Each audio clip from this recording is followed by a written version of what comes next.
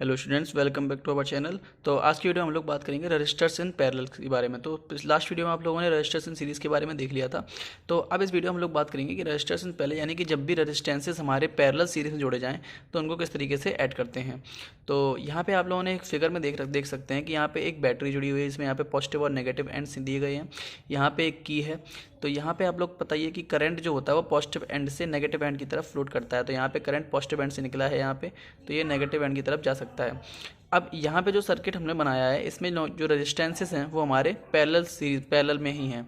तो जब पैरेलल में रेजिस्टेंसेस होते हैं तो यहाँ पे आप लोग देख पा रहे हैं कि यहाँ पे R1, R2 एंड R3 तीनों ही पैरेलल में हैं। और मैंने आप लोगों को लास्ट वीडियो में एक बात बताई थी कि जब भी हमारे रजिस्टर सीरीज़ में होते हैं तो करंट सेम रहता है, और अगर पैरेलल में है तो यहाँ पे हम लोगों का पोटेंशियल सेम रहेगा। तो आप लोग ये देख पा रहे हैं कि यहाँ पे जो एक ही पोटेंशियल है इसी के अंदर यहाँ पे तीनों रेजिस्टेंसेस जुड़े हुए हैं, और अगर पोटेंशियल सेम है तो करंट यहाँ पे डिफरेंट होगा।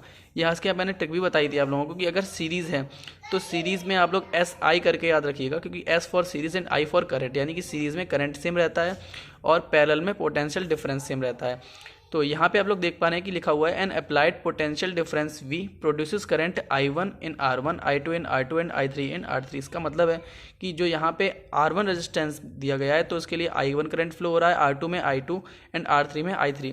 अब यहाँ पे हम लोगों के करंट डिफरेंट हैं तो सभी करंट्स को यहाँ पे ऐड कर दिया, तो I equals to I1 plus I2 plus I3।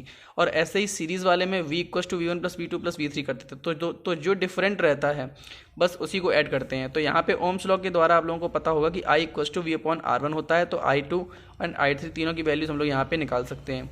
तो I इक्वस टू यहाँ पे V अपॉन R हो जाएगा, I1 equals to V upon R1 हो जाएगा, I2 equals to V upon R2 हो जाएगा and I3 equals to V upon R3 हो जाएगा।